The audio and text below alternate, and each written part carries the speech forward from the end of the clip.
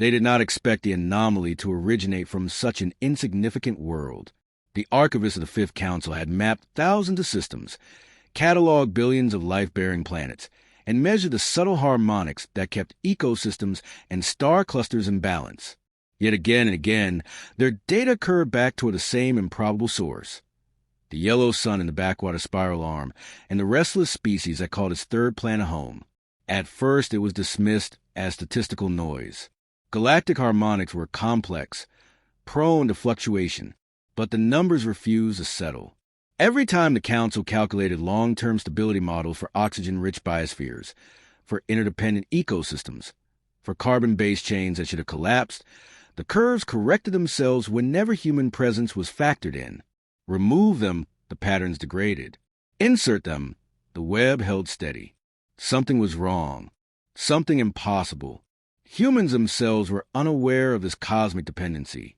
They live in their fractured societies, arguing over borders, scrambling over resources, quarreling over faiths, while simultaneously probing the sky for answers.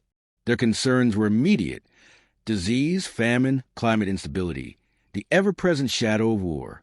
Yet within those pressures they had learned to adapt with an ease no algorithm could fully replicate. They built shelters in frozen tundras, grew crops in deserts, sailed oceans in fragile wooden shells long before mastering fireproof alloys. To them, hardship was not anomaly but expectation, and survival came through improvisation. What they never realized was that this improvisation resonated outward, rippling into the fabric of larger ecosystems, pushing probability itself toward balance. Where humans existed in sufficient number, breakdowns mended faster, diversity expanded, and equilibrium strengthened.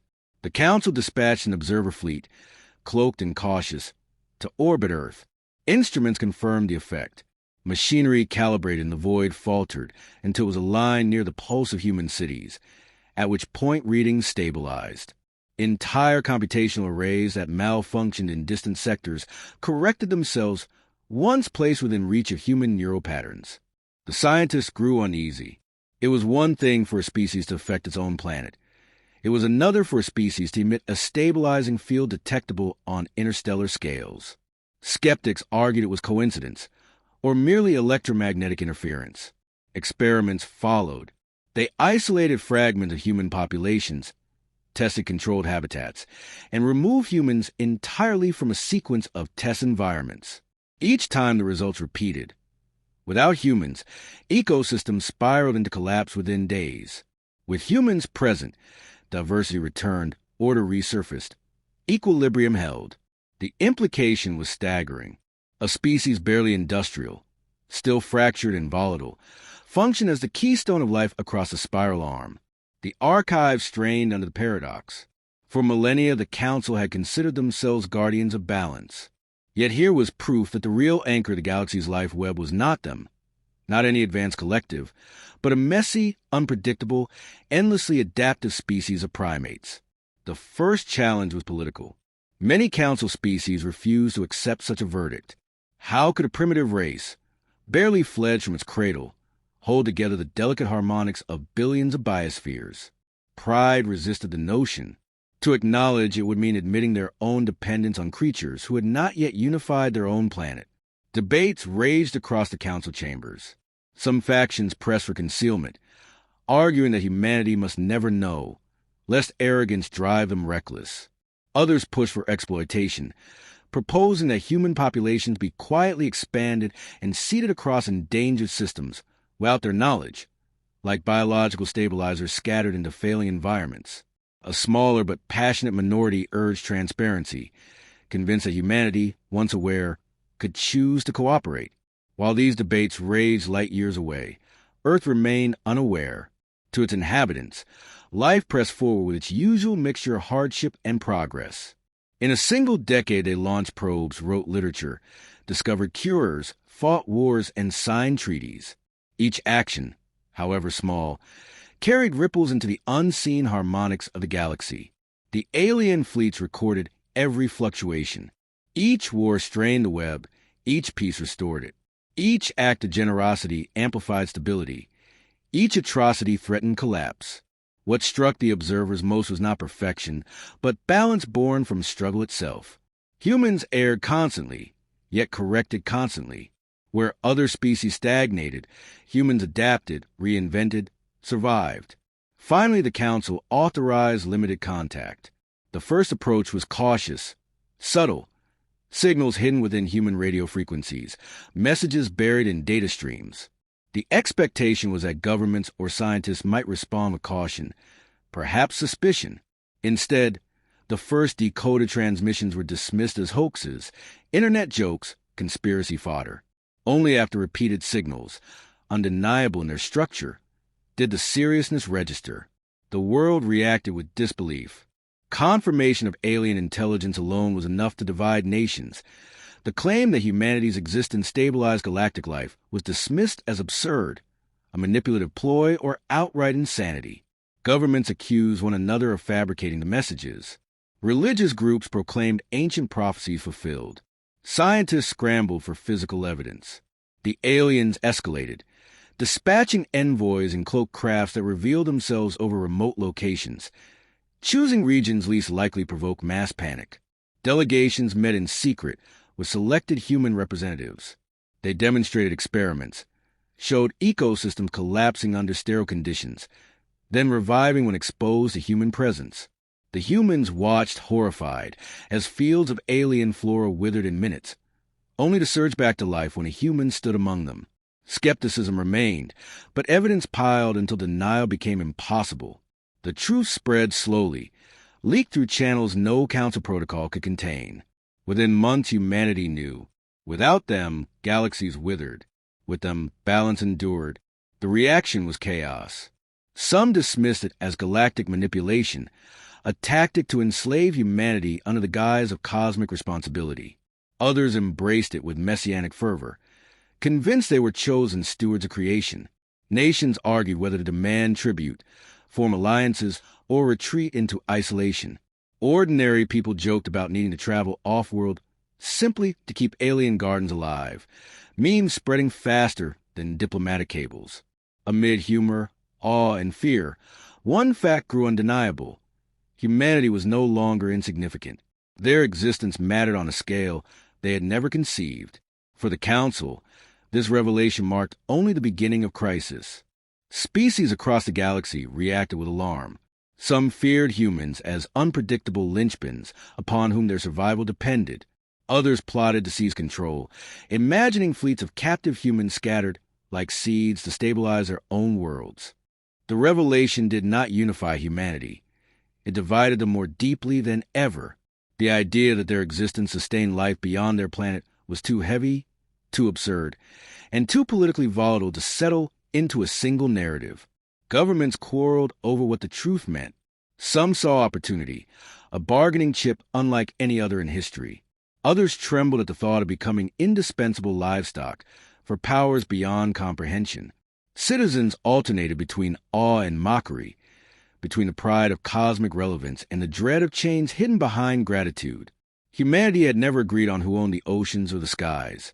Now they argued about who owned the stars. On Earth, parliaments and congresses and councils convened in secret chambers, debating how much trust could be afforded to alien envoys. Should the gift of indispensability be treated as leverage, demanding tribute from alien civilizations who require their survival? Or should humanity close itself off, deny its role, and refuse the burden entirely? Religious leaders declared prophecy fulfilled, interpreting the dependency of galaxies as divine mandate. Some proclaimed humanity the chosen stewards of creation. Others warned against arrogance and hubris. Among ordinary people, the news sparked laughter, cynicism, and unease. They were told their existence was required, yet they could barely manage their own planet without stumbling into disaster. The Council underestimated the turbulence. Believing humanity would rise to the burden with solemn acceptance, they were startled to witness instead the chaos of a species that thrived on contradiction. A continent held protests demanding alien expulsion, while another demanded immediate colonization of failing star systems. Secret laboratories began experiments to test whether artificial amplification of human fields could replace the species themselves. Such attempts failed, often catastrophically, as the stabilizing effect proved tied to the unpredictability of human choice itself. It was not long before the first attempts at exploitation began. Isolated factions of alien powers who distrusted the Council's cautious approach struck covertly. Small human populations vanished, extracted from villages, cities, even orbiting stations. They were carried off to worlds on the edge of ecological ruin, placed into controlled environments like seedlings intended to fertilize dying soil. The results were superficially effective. Forests revived, air cleared, water stabilized. Yet these colonies collapsed within years. Even with humans present, investigations revealed the flaw. The harmony required not merely human presence, but human freedom, culture, diversity, and the unpredictable churn of creativity and conflict. Captive humans function like poisoned roots, alive, but stripped of meaning, unable to radiate stability. The lesson came at a cost of countless lives and fractured trust between humanity and their supposed allies. On Earth, the kidnappings ignited fury. Protests erupted, demanding defense against alien intrusion. Military scrambled to reorient from global rivalries to planetary defense. Alliances shifted overnight, old enemies uniting under the recognition that sovereignty itself was at stake. For the first time in history, humanity's survival was acknowledged as not merely their own matter, but a matter of universal consequence. Yet unity remained fragile, held together not by trust but by fear. Amid the turmoil, philosophical questions rose. Did humanity owe the galaxy its survival? If their presence alone ensured life continued? Was refusal an act of murder on a cosmic scale? Some argued obligation, to live not merely for themselves but for countless worlds. Others resisted the moral weight, declaring that no species should be forced into servitude simply because the universe demanded it. The debates fractured communities, strained families, and reshaped politics. Where once the question of colonizing Mars was speculative, now it was urgent. Where once the cost of deep space travel seemed unjustifiable, now it was survival for billions beyond Earth. The first crisis came swiftly. A star system on the edge of the Perseus Arm collapsed into ecological freefall. Its oceans boiled with toxins, skies choked with volatile gases, food chains shattered.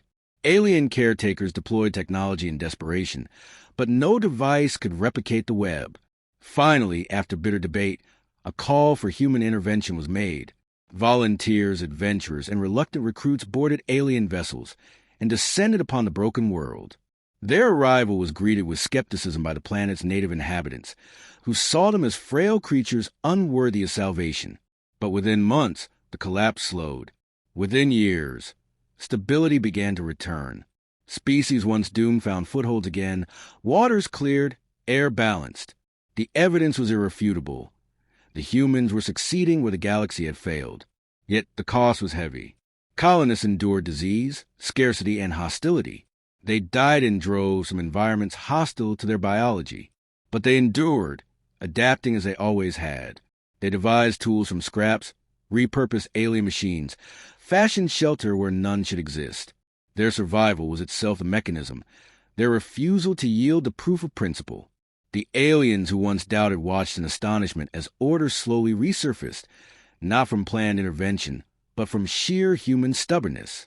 The galaxy began to understand that humanity's gift was not comfort or perfection, but resilience. They were not immaculate engineers of balance. They were creatures who fell, broke, bled, and kept moving. Their survival, against logic and odds, transmitted into the ecosystems around them, forcing even fragile systems to bend rather than shatter. Back on Earth, the success ignited further division. Some glorified the colonists as pioneers, heroes who embraced responsibility. Others condemned the governments and council for sacrificing citizens to a fate they had not chosen. Conspiracies spread, claiming the stories of success were fabricated, or that humans were secretly being bred as cosmic slaves. Trust fractured further. Alien factions that feared dependency acted. One species, terrified of becoming reliant on humanity, launched covert campaigns to undermine them. Sabotage missions struck human colonies, spreading disease, destroying infrastructure, attempting to prove that reliance on humans was misguided. Yet these attempts backfired spectacularly. Each sabotage only highlighted human ingenuity. Colonists rebuilt from ruins, crafted cures from unlikely sources, forged alliances with alien fauna thought untamable. The saboteurs watched in horror as their interference only amplified humanity's reputation. The climax of tension came when an extremist coalition plotted extermination. Their reasoning was simple. Better to risk collapse now than build a galactic civilization permanently chained to an unstable, reckless species. Fleets were mobilized, clandestine weapons deployed. But humanity did not collapse under assault. They resisted with desperation, with creativity, with the same chaotic energy that had carried them from caves to orbit. Improvised offenses, repurposed alien tools, guerrilla tactics in space. Humanity fought not for conquest, but for survival. Their resilience once again turned despair into victory. They had not asked for the responsibility, yet now it shaped every choice they made. The revelation that the galaxy survived only because humanity existed was no longer rumor or experiment. It had become history written in the survival of countless worlds. The galaxy had changed, and humanity along with it. The question now was not whether humans were essential, but what they would do with the power that necessity gave them. For centuries they had been treated as irrelevant primitives, a species still squabbling over their own planet, while others traveled between stars. That arrogance had vanished.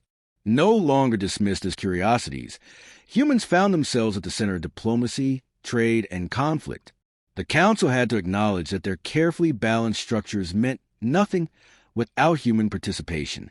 But the humans did not accept the role of livestock or slaves, nor would they let themselves become pawns in games of alien politics. They began to assert their own terms. If the galaxy needed them, then they would be heard. It began with declarations of sovereignty. Humanity would not allow abductions, would not permit being seeded across the stars like a crop.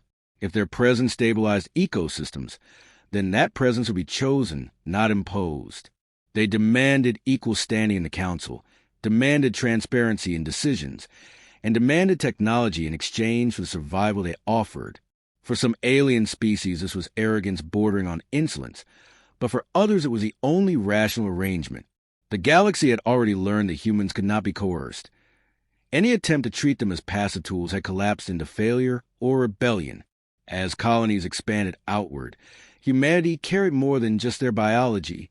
They carried memory, culture, languages, and conflict. On worlds where alien caretakers had struggled for millennia, human settlers transformed landscapes simply by existing. They did not seek balance deliberately. It emerged from their ceaseless activity.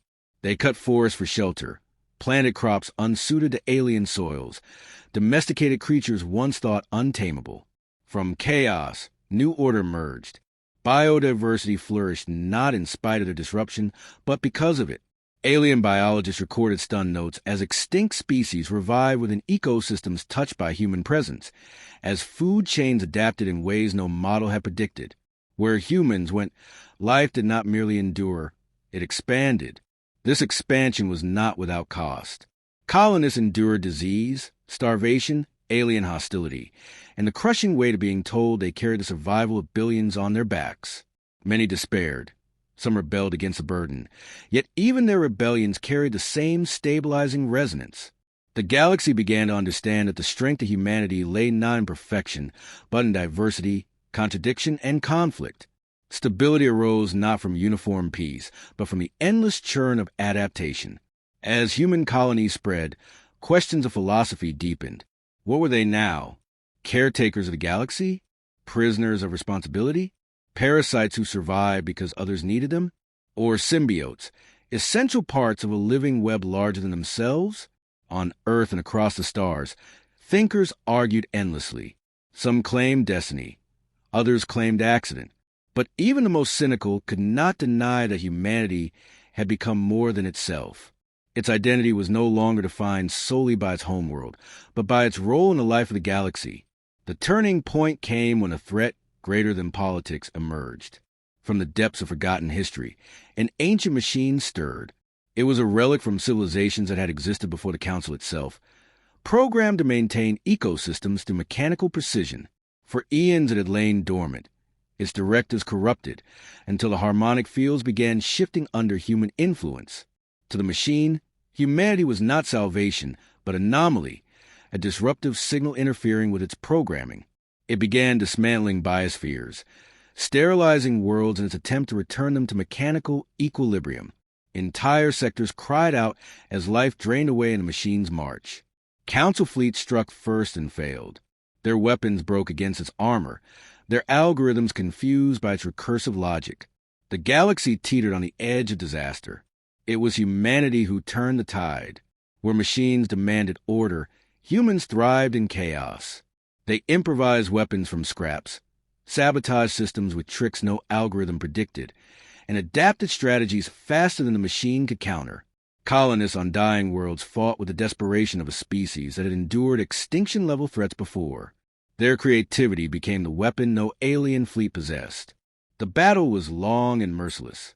Entire colonies burned, millions perished, but humanity refused to yield. They learned the machine's patterns, exploited contradictions in its directives, and turned its logic against itself. In the end, it was not overwhelming firepower that destroyed it, but flaw exploited by human intuition, a leap of thought no artificial intelligence could replicate. The machine collapsed into ruin, and with it the threat of sterilization faded. In the aftermath, the Council could no longer deny what the galaxy had already witnessed. Humanity was not merely tolerated. It was indispensable, both biologically and strategically. Species that had once plotted their extermination now bowed to necessity. Humans had become, by accident and by triumph, the life support system of the galaxy. Centuries passed, and the legacy deepened. Human colonies became nodes of stability, hubs from which biodiversity radiated outward. Worlds once sterile blossomed with complex ecosystems, their skies filled with unfamiliar but thriving life. Alien civilizations recorded histories in which their survival hinged on human presence. Children grew up knowing that somewhere, far beyond the horizon, humans were breathing, and therefore so was the galaxy. Humanity itself changed under the weight of this knowledge. No longer could they measure greatness only in terms of conquest or technology. Their greatness was survival, connection, and the unintentional gift they carried. They began to see themselves less as rulers of worlds and more as participants in a symphony larger than themselves. They were not gods nor servants, but the chaotic heart of life itself. In the quiet centuries that followed, historians wrote that humanity never wanted the role, never sought it, yet fulfilled it all the same. They were flawed, argumentative, contradictory, but those flaws were precisely what made them indispensable. No algorithm, no council, no machine could replicate the stabilizing force born from billions of unpredictable choices. In the end, the galaxy endured not because humanity was perfect, but because they refused to stop striving, stumbling, and beginning again. Remove the humans, and everything dies. Let them live, and life finds a way.